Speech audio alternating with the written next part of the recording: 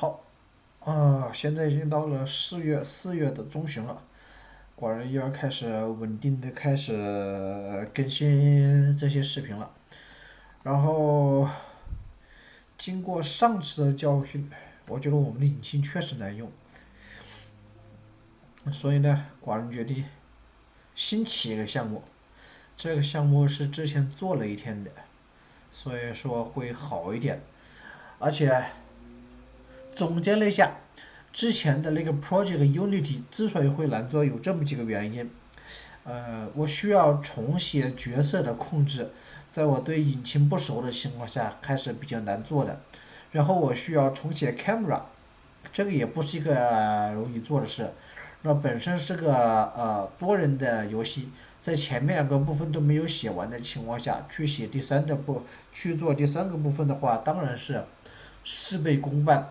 所以呢，我们现在从今天起就换一个项目，换一个稍微简单一些的，并且尽量用引擎提供的功能和方法，就是能不重写的就不重写，不覆盖的就不覆盖，这样的话至少能够每一次都会有内容的产生，不像之前的就很麻烦。老规矩，我们现在先加这个名字也想好了，这个叫做 P 动力。至于为什么呀，以后就知道了。至于 project file 其实并不重要，这个，因为我们并不是用 git 来进行的，所以没必要从 git 上进行这个，我们就直接用 studio 就行了。用 studio，直接在 studio 里面进行，还有一些好处。studio 好用的地方在于我们有自己的 text editor，里面会有自动的补全的功能，这样的话就会方便一些。然后再就是 Fartricity 理论上是一个很简单的游戏，就是说这个城市呢，这是一个很奇怪的城市，是通过放屁来驱动这个城市的。比如说车子是通过放屁获得动力移动的，灯是通过放屁获得电力变亮的，就连这个世界的太阳也是通过放屁而变得越来越亮。现在还在初步的实现阶段，所以还没那么多东西。因为我们现在用的是游戏自带的这个 character，这是我的游戏内部的角色，所以前后左右移动是有的，然后跳跃也是有的。这个是我加的，通过搬领几个 input 就有这个操作。然后这个车推上前和推后都不会移动，因为没有动力，没动力的话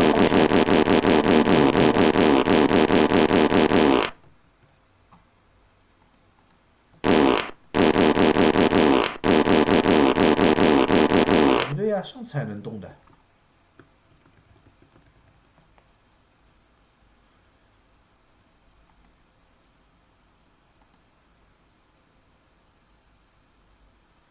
既然不动的话，那就是这里有问题。看看，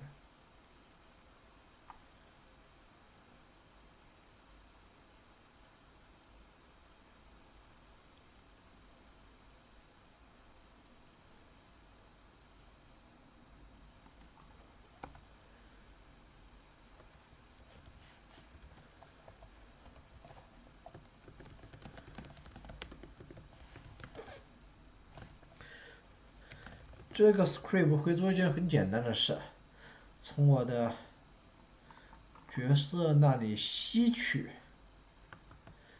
角色身上的 P 动力，用来驱动车子的移动。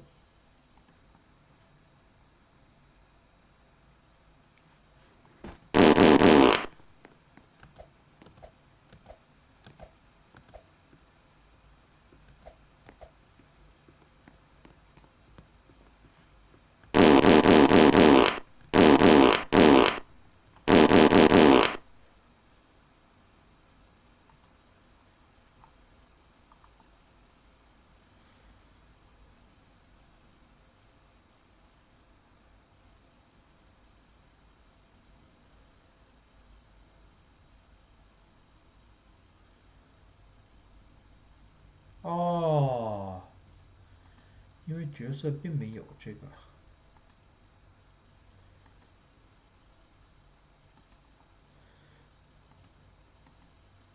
哦，因为我之前做了一件事情在这里，这就是为什么我这里是不该改这个的，这是我测试时候需要做的事情。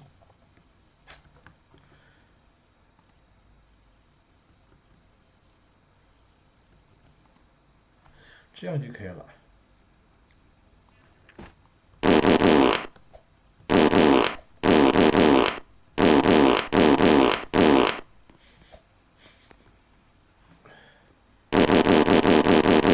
对，这样就不行，因为刚才是没有找到我的那个脚本。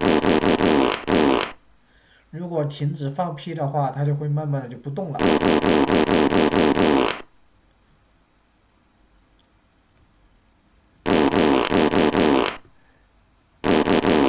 这个车的左右转向有问题，不知道我们这个悬挂系统怎么回事。我这是跟着教程做的，悬挂系统有问题，我也是无语。然后我现在还有一个问题是怎么回事呢？就是这里有个传送带，传送带干嘛？我要做一个 P 动力的传送带。平常的情况下，如果没有脚本的话，如果说没有这个脚本的话，我的角色站上去的话，就会有传送带的效果，就会被传过去。我现在要它改成 P 动力的传送带，就这样就可以是过去。改成 P 动力的传送带就是这样，我要这个传送带呢，通过我的角色身上的 P 动力获得能量，然后每一次都减少我角色身上的 P 动力，然后传送带的能量增加。当能量大于0的时候，就能够把角色推动移动。现在的问题是呢，我得看看怎么回事儿。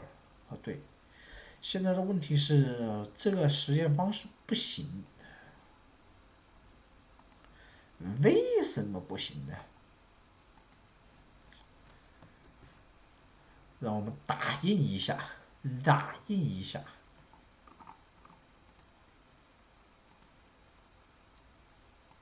啊，既然是已经回到了 editor， 就让给大家稍微看一下这个 editor。为什么我觉得用 editor 有优势？因为我们这个用的是 Lua 的脚本，是一个本身是个动态的脚本语言，就很多事情不方便。但是在 editor 里面，比如说你打个变量，这个自动补全，这就很好用。尤其是有些方程啊，有些函数你自己不了解，你像这样，就会告诉你，提醒你大致需要点什么，需要调用什么。然后你要是通过 dot 的方法的话，这个暴露出来的函数啊、参数啊，都能给你及时的展现出来。这个虽然说并不是什么了不起的功能，但是毕竟还是比我之前用的那个脚本编辑器方便多了。但是取舍就在于，我就不能把这个我这所有的东西我就得存在 Roblox 的这个游戏里面的，也就是每一次的 version control 我没法看到之前的上一个版本修改了脚本哪些内容，有增加哪些代码，减少哪些代码，这些都是没有的。还有今天既然是已经开始进入这个进入了这个 Studio 里面，我还是说一下 Studio 吧，简单的说一下 Studio。首先呢，很简单，开始就直接搜这个 Roblox， 我们这公司就是 Roblox。Roblox 你要进行开发的话，你不进行开发的话，在游戏里面你可以玩别人的创作的游戏。我们这个平台目前在各种增长，如果大家有兴趣学的话，也有可能几年的时间成为年薪100万美金，不是年薪，年收入100万美金的顶级开发者哦，还是很有潜力的。我现在也是希望自己也更加提高，也是自己学习的过程。但是我们今天并不是展示玩游戏的部分的，我们看的是这个做游戏的部分。比如说你点了这个 create 之后，就这个创造之后，就进入这个页面了。如果你有游戏证就会有游戏，没有的话就只有这个按钮。你点这个按钮或者点这个按钮，就会要求你下载 Studio 了。如果你 Studio 已经下载了，那么当然就会打开 Studio 啦。Fine， 打开之后并不是这个界面，打开之后是这个界面。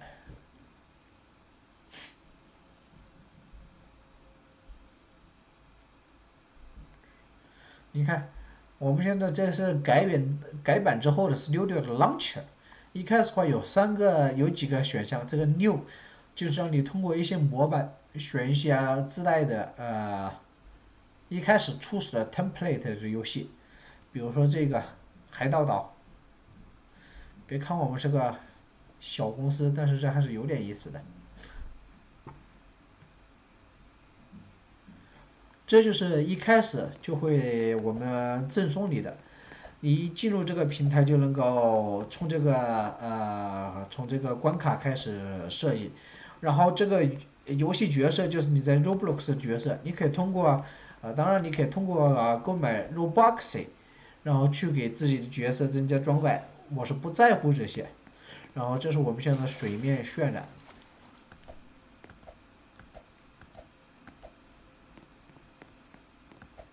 当然，不能跟顶级的 AAA 的游戏比，但是我们也在努力的提高了。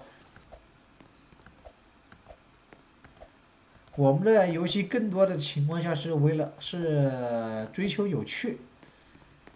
当然，我们现在也在追求更好的画面这些。你看，作为一个初始来说，这还是很不错，对不对？如果你不想进行这些的话，Fine 退出 Roblox Studio。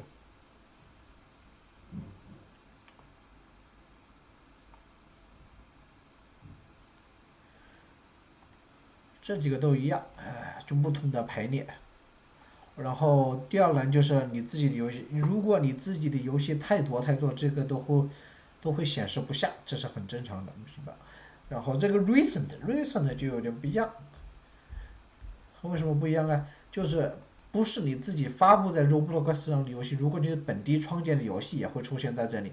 比如这是本地的Fartricity，没有上传头像的，所以它就显示这个头。Archive 是以后你要是游戏太多了，可以把一些不要的丢在这里面来。这就大概上介绍一下，这就是 Launcher， 然后点单击一下就能进入游戏了，进入这个 Studio 的世界。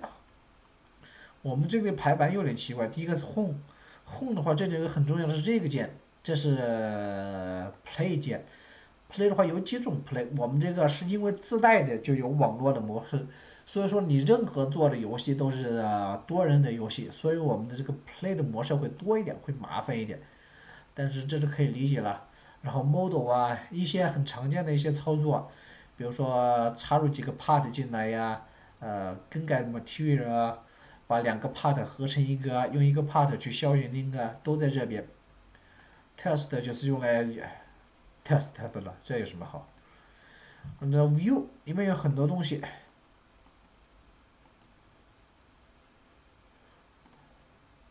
这个有点重复了。这是楼主最近在做 Toolbox， 我们在做的 Marketplace。然后 Context Menu 帮助 Object Breakpoint Script Analysis， 就是说我们 Studio 提供的 tool 基本都在这里。这里 Terrain Editor 用这个可以 Editor 可以编辑 Terrain， 就这些，大概就这样。然后我们也是提供了，当然也是提供了 Profiling tool 的，也就是提供的东西还挺多的。而且如果你不满意的，就是说如果还有什么别的东西不够好的话，你可以到网上，去到我们的网站上去找 plugin， 也有各种 plugin 可以改善体验。这就是我们之前用的 Rojo， 不好用的就干脆不用呗，是不是？所以说大体来说就这样。最主要的是这个功能，就这个 play， 只要你们能够开始 play， 就有动力去慢慢学了。然后的话，这边就是 object， 在这个游戏世界里面，所有东西都会在这里面。所以大概就是这个样子。我之前遇到的是什么问题呢？对，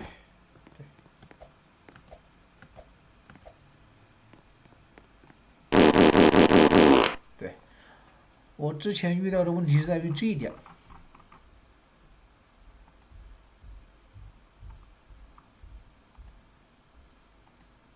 就任何一款其他的引擎来说，如果说我的角色，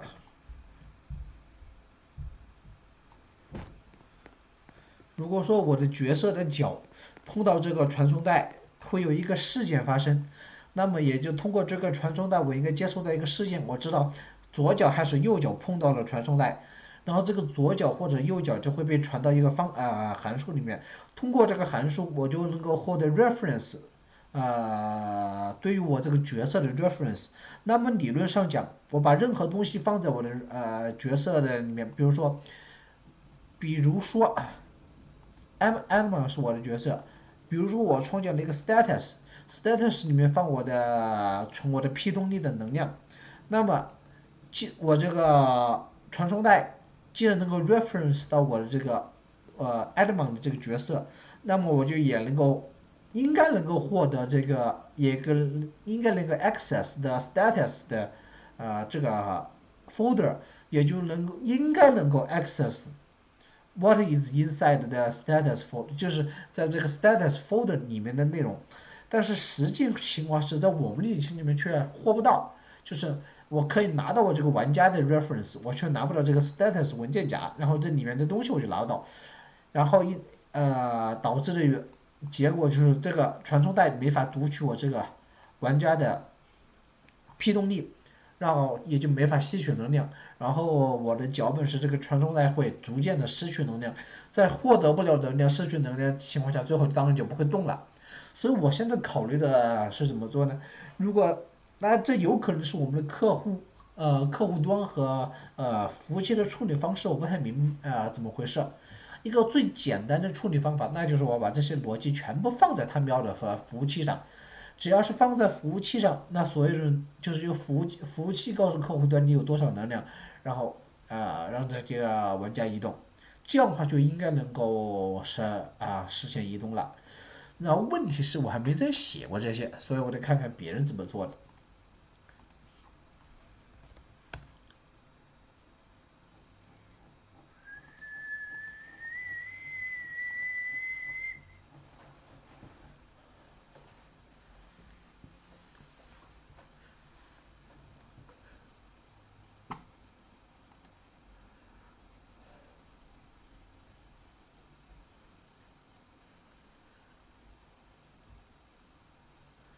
我就打算用这个。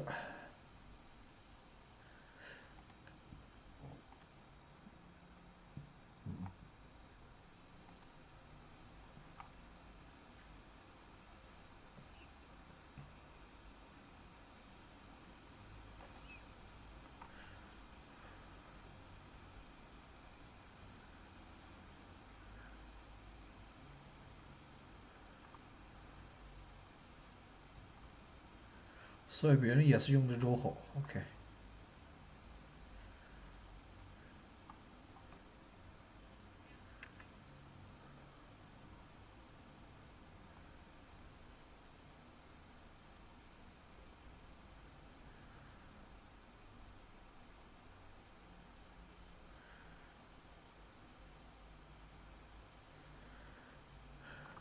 OK，让我们看看 video tutorial。哎， Hi, welcome to the Arrow Game Framework. This is a framework designed for the Roblox platform, and it's really built to address one central issue, and that issue is communication.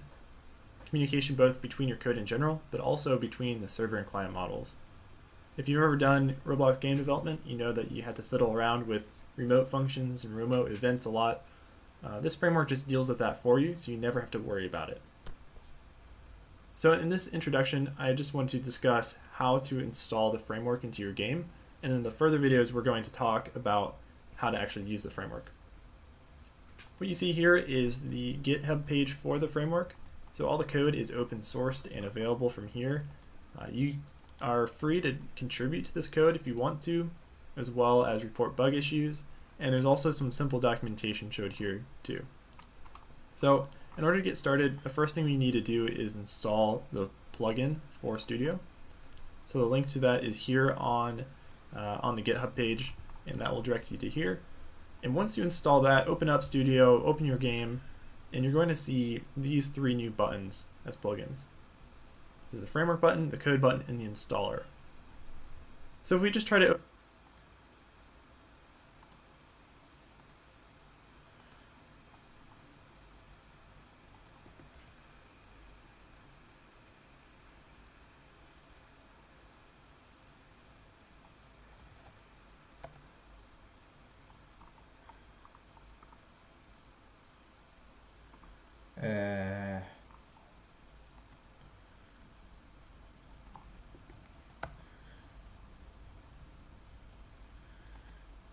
What? open the plugin for Studio. So the link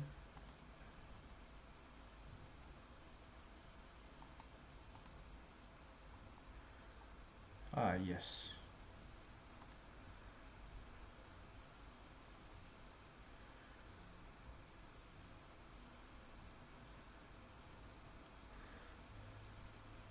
顺便说一下，我们的这个 plugin 现在也在改版，以后不会这么弹来弹去这么麻烦。现在就应该看得到了，且待寡人一试，是吧？这就有了。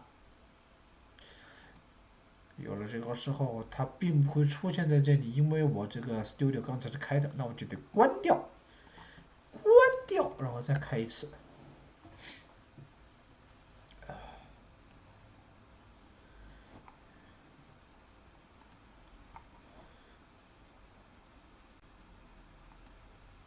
对，这就有了。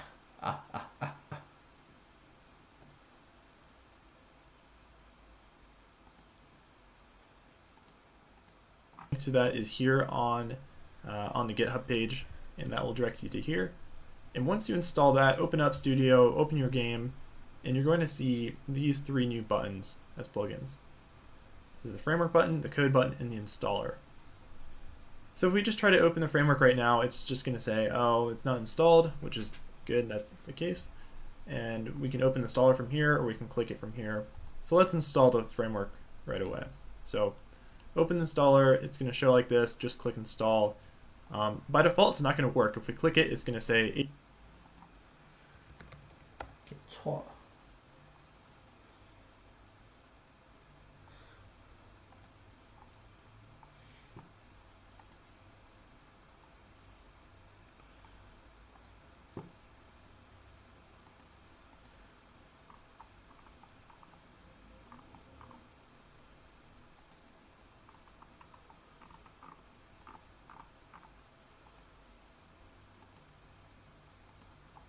这配色好难看，谁改的？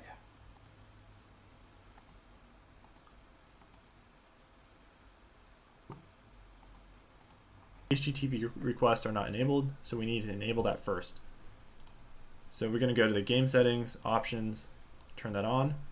Now if you don't want HTTP request on for your game when it's actually running, make sure to turn this off once you install the plugin or the framework.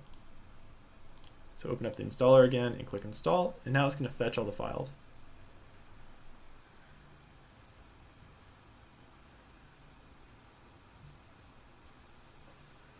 All right, and now it's done. And as you noticed on the left side, the install message went away, and now we have a custom hierarchy.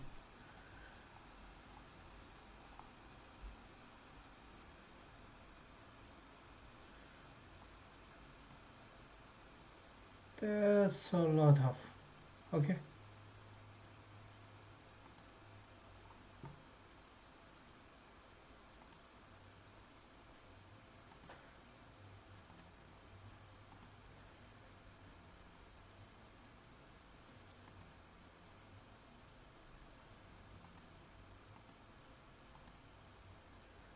看到没有，这个就好用多了嘛，比它自带的。Now if we open this up, we're just going to see some built-in modules that come with the framework. And the idea here is that this is your code base. This is where you're going to actually write your code and create new modules and stuff like that. And again, in the later videos, we're going to actually discuss how to use this more in detail. Now, this does actually exist within your game. So if we go to the Explorer, we're going to see these files here and there. They're going to be under arrow folders. But ideally, you shouldn't have to worry about them. You know, if you're working in the Explorer and you see these arrow folders, just try not to touch them and everything should be fine. You can edit all the files through here, and that's the preferred method. Now, all these items in white text are source code modules. So for instance, we double click it, it'll actually open up. And this is kind of where we're going to edit our code and everything. Now, the framework also has a code viewer right here. So this is just a helper widget. So for instance, if we click our event module right here, it's actually going to show the source code for that module. This is really useful. So for instance, if we're editing the event script here and we want to know how the fade module works, maybe we're utilizing it within this, we can actually just select it here and it's going to show up within our code viewer, and we can view the code, see how it works. And so that's just a helper widget there for anyone to use. And that's pretty much it for the framework when it comes to installation. Now for updating, it's the same process. You'd click the installer and click install again, and it will show and it will install every new thing that needs to come in or whatever. Now if there's a change to a file, it'll actually prompt you if you want to change that file. And the reason it does that is maybe some of these built-in modules you want to change. So maybe the data service has a method that you want to add, and so you add a method to it. Well, when you run the installer again, you don't want your changes to go away. So it's actually going to prompt you if there's any changes. And you may want to bring in those changes because there's new updates or whatever, but maybe not. So again, it will actually tell you. And so for instance, we can just demonstrate that really quick. So maybe we change our scope here to player data 2. Now if we run the installer, it's going to prompt us and say, hey, these items seem to have updates. You know, the source doesn't match up. Do you want to update them? So by default, they're all going to be selected. We can deselect, select it, whatever. Let's say we want to revert it back. So we click update. And if we go back to here, we'll see that it now says player data again.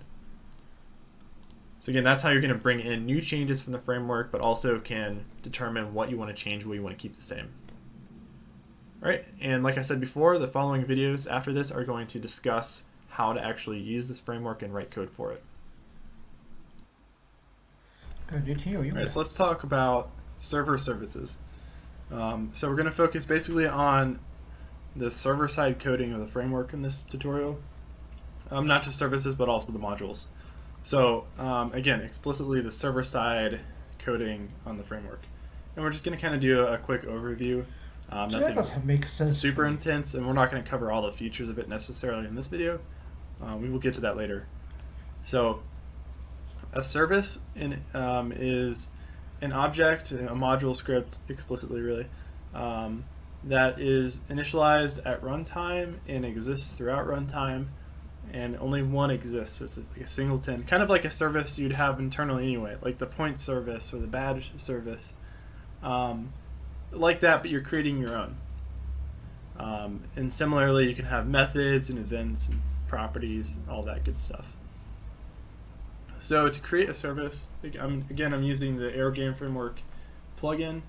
On the services folder, just click on it, and there's a little plus sign right there. I guess you don't have to click on it to see the plus sign, but click on the plus sign, and you will get a new window that lets you create a service. And it gives you a lot of information, or a lot of things you can type in. You can create your server methods, client methods, and events. We're not going to worry about any of that right now. We're just going to name it. Just going to call it test service. Create it, and you see it shows up in the hierarchy, and it opens up this script. And it comes with some code already there for you. This kind of boilerplate setup code for the framework. Every service starts out just like this, and so you have it defined. Again, it's just a table. It has a client table in there too, but we'll get into that in another video. Don't worry about that. And it also comes with two methods, start and init, short for initialize. These are really important to understand how to use them. So when the framework first starts up, when you run the game, once it requires all the modules, the first thing it does is it goes through and calls the init method on every single one of the service modules, one after the other, in order. So, it doesn't do it asynchronously. It does one, waits for it to finish, does the next. So this is really helpful just to set up your module code, whatever you need to do. Again, one of the big benefits of this framework is that it lets you communicate with other modules within the framework really easily. This init function is where you need to be careful. Basically, you don't want to start calling other services within your initialization function because they might not be ready. And that's up to your own discretion for the services you make, but for the most part, it should be considered unsafe to call other services from the init function. You can reference them, and that's fine, but probably don't want to do anything with them. That's where the start method comes into play. So once all the methods successfully invoke the init method, once that's all complete, it goes back through all of the modules and asynchronously calls the start method on all of them. And so they all get their own thread basically to run upon. They're all called at the same time. And so here is where you can start invoking other services within your framework or whatever, doing more of the heavy lifting for your module, if you need to do any. In a lot of cases, sometimes you'll have no code within these two methods, and that's fine. In fact, it does work if you just don't have them. It'll just pretend like it just doesn't exist, so it doesn't call them. But for good practice, I recommend always having it. So that's what a service looks like at the bare bones. If we ran the game right now, it won't do anything. The modules were created, the services were created and everything, and it ran, but again, it's not doing anything. So for instance, the start method, we could just say print hello from test service, and we're going to say start, and here we're going to say init. So again, it should say init first and then start.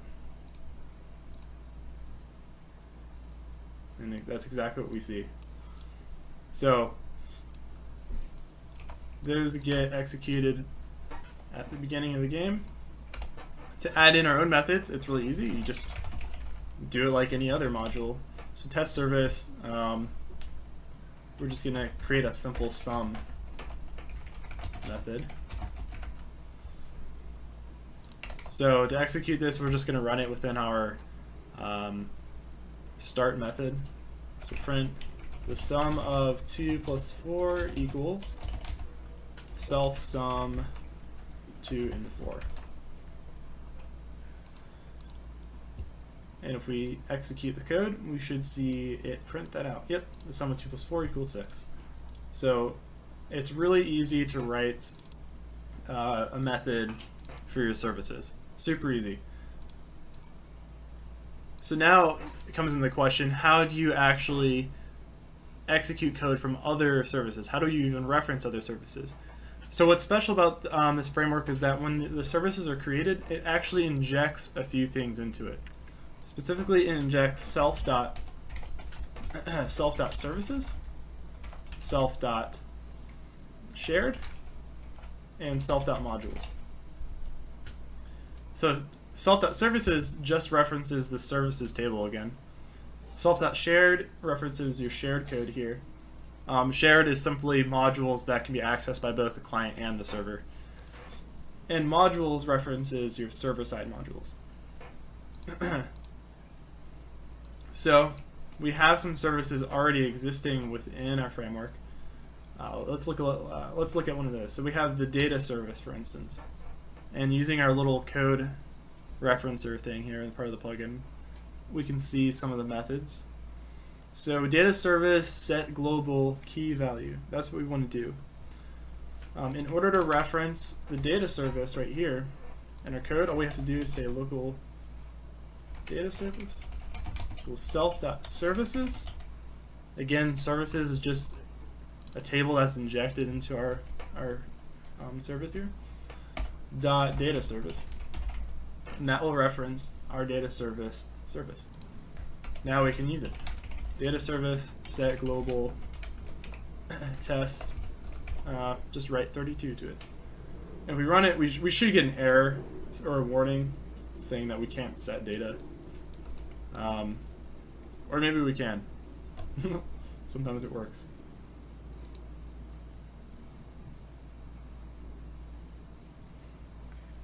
Oh, you know what? It's caching it, and it's going to try to set it. Now we're going to get the error. Yep, okay. So set async fail, can't write to data store from Studio API. So it clearly tried. So that's good. So that's working. All right. So that's like high-level version of services. Again, we wrote the sum method right here. So if we wrote another service, we could call that sum method. So for instance, I'm just going to open up the data service. Just ignore any of the code here. But we could say self.services. Test service sum, something like that. 对，这就是为什么我们有 service。 Alright, so those are your services, but you also have modules. So modules are not services, they're not executed at runtime, but they're actually what's called lazy loaded. What a lazy loaded item is in programming is basically it's a data structure or whatever that isn't actually initialized until you try to use it. That way you can have a lot of modules that you may use, may not use, that you want to reuse for other games and whatnot, but you don't actually clutter memory because if you're not using it, it doesn't get loaded. So there's already one called data store cache, which is used by the data service. Don't worry about that. Let's create a new one. And a lot of times your modules, you want to make them object-oriented objects. So we're going to do that. We're going to create a cube. So I call it cube. And I'm going to mark isObject. Check that. Create it. And again, it's going to give us some boilerplate code here. So you can see I can call cube.new. Let's say we want to give it a size. And let's mark that within it. And let's write a method. Cube get volume. Volume of cube is the width times height times length, which we're going to say the size just represents all those. So we just have to cube it. So return self.size cubed. Alright, so there's our cube. So within our test service, let's create the cube. So first we have to reference it. So cube equals self.modules.cube. And again, if I don't ever write this code, then the cube module exists there, but it's never actually required. But as soon as I first try to access it like this, it's actually going to initialize the cube object. So now I need to create the cube. So my cube equals cube.new, and we're going to give it 3 by 3 by 3. So now I can say my cube volume equals my cube get volume, and run it, and we get my cube volume equals 27. So sweet, that works. Oops. Alright, so that is again high level overview of server, services, and modules. We did not talk about exposing things to the client in this, but we will in the next following videos. So, yeah, check those out too. 所以我就会先看看这些，看看怎么弄的，我觉得对我也很有帮助。那么今天先这样。